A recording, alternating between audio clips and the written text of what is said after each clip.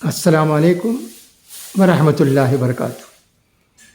روزنامہ راشٹر سہارا کا اداریہ پڑھتا ہوں، سنیے گا۔ بدعنوانی کے خلاف لڑائی اور بی جے پی۔ بھلے ہی آپ انکار کر دیں، لیکن یہ حقیقت ہے کہ قول و عمل میں تضاد کی بدترین مثال ہندوستانی سیاستدان ہیں۔ ایک طرف نہ کھاؤں گا اور نہ کھانے دوں گا کا قول بار بار دہرایا جاتا ہے، تو دوسری طرف پارلیمنٹ میں بل پاس کرا کر بدعنوانی کو جائز بنانے کی کوشش بھی ہوتی ہے۔ رشوت کو قانونی شکل دی جاتی ہے اور بھتہ خوری کو سیاسی جماعتوں کا حق بنا دیا جاتا ہے۔ قول یہ ہے کہ بدعنوانی کے خاتمے تک جنگ جاری رہے گی، لیکن عمل بدعنوانی کا مرتکب ہونے والے، گھوٹالہ کرنے اور بینکوں سے بھاری رقم قرض لینے والوں کو فرار کے لیے محفوظ راہداری فراہم کرنا ہے۔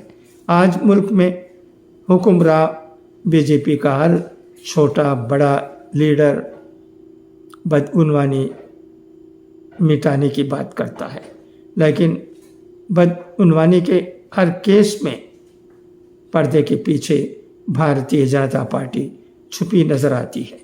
اس کی مثال کے لیے دور جانے کی ضرورت نہیں ہے، صرف پارلیمنٹ میں بنائے گئے الیکٹرل رول بانڈز اور اسے غیر قانونی ٹھہرائے جانے کی تفصیلات پر نظر ڈالی جائے تو یہ پتہ چل جاتا ہے کہ قول و عمل کا یہ تضاد حکمراں جماعت کا عام سیاسی مزاج بن چکا ہے۔ وزیر اعظم نریندر مودی اپنے انتخابی جلسوں میں بدعنوانی کو ملک کے تمام مسائل کی جڑ بتاتے ہیں اور کہتے ہیں کہ ان کا عزم ہے کہ وہ بدعنوانی کے خلاف اپنی جنگ جاری رکھیں گے، لیکن دوسری طرف گھوٹالہ باز، بدعنوان، چور، اسمگلر، حتیٰ کہ ڈاکہ زنی کے مرتکب مجرموں کو بھی بھارتیہ جنتا پارٹی میں تحفظ فراہم کیا جا رہا ہے۔ تازہ مثال کرناٹک کے مائننگ مافیا جناردھن ریڈی کی ہے۔ دسمبر 2022 میں بی جے پی سے الگ ہونے کے بعد جناردھن ریڈی دوبارہ بی جے پی میں شامل ہو گئے ہیں اور انہوں نے اپنی پارٹی کلیان راجیہ پرگتی پکشا کو بھی بی جے پی میں ضم کر دیا ہے۔ جناردھن ریڈی کرناٹک کے سابق وزیر اعلیٰ بی ایس یدیورپا کے ساتھ طویل عرصے تک کام کر چکے ہیں۔ ان پر غیر قانونی کان کنی کے کئی مقدمات درج ہیں۔ Central bureau of investigation CBI نے ستمبر 2015 میں بیلاری، کرناٹک اور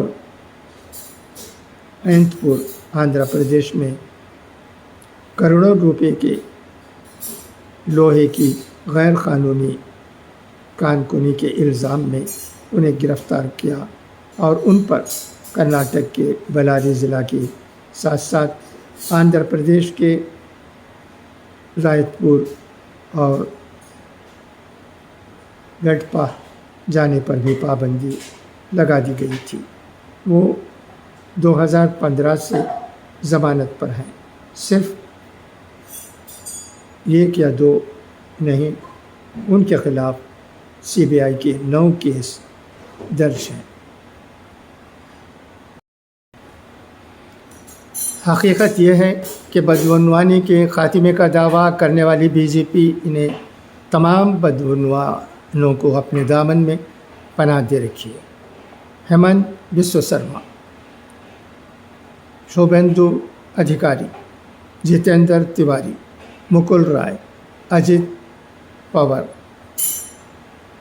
छगन भुजबल, अशोक चौहान, नारायण राय, परवीन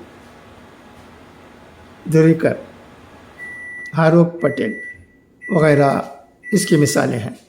बीजेपी में शामिल होने के बाद जनार्दन रेड्डी ने जो बयान दिया है उससे तो ये महसूस होने लगा है कि बीजेपी और बदउनवान अफराद एक दूसरे के फितरी हलीफ हैं। जनार्दन रेड्डी का कहना है कि एक तवील अरसे के बाद दोबारा बीजेपी के दफ्तर में दाखिल होकर ऐसा महसूस होता है जैसे वो अपनी माँ की गोद में लौट आए हैं। इसके बावजूद वज़ीर आज़म नरेंद्र मोदी और वज़ीर दाखिला अमित शाह बदउनवानी के ख़िलाफ़ जंग जारी रखने की बात करते हैं। जिस दिन जनार्दन रेड्डी बीजेपी में शामिल हुए उसके 2 दिन बाद ही एक इंतखाबी जलसे से खिताब करते हुए वज़ीर आज़म ने इंसदाद बदउनवानी के बुलंद बांग दावे किए थे। मेरठ में इंतखाबी जलसे से खिताब के दौरान वज़ीर आज़म ने कहा था कि 2024 के इंतखाबात सिर्फ हुकूमत बनाने के लिए नहीं हैं बल्कि 2 कैंपों के दरमियान लड़ाई है।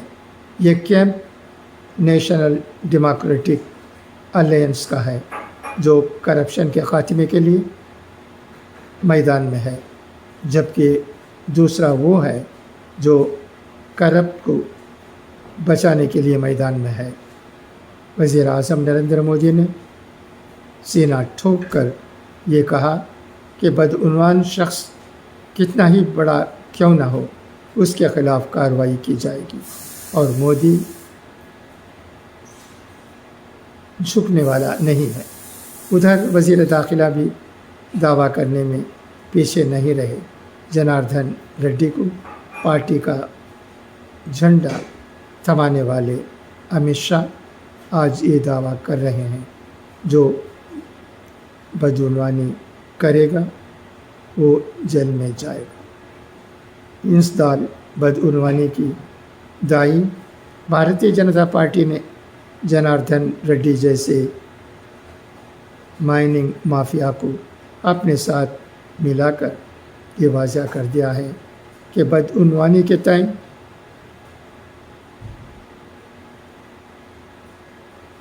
ज़ीरो टॉलरेंस का उसका नारा खोखला और एक तरफा है। साथ ही इस कदम ने यह भी जाहिर कर दिया है कि बीजेपी इक़्तिदार के लिए किसी भी सतह पर जाकर समझौता कर सकती है। इंतखाब जीतने और इक़्तिदार बरकरार रखने के लिए बीजेपी बदउनवानी का सहारा ले रही है और वज़ीर आज़म मोदी करप्शन के ख़िलाफ़ लड़ाई का नारा लगा रहे हैं। कौल व अमल का यही बदतरीन तज़ाद आज हिंदुस्तान की सियासत का मुक़द्दर बन चुका है। खुदा हाफ़िज़, फ़ी अमान अल्लाह।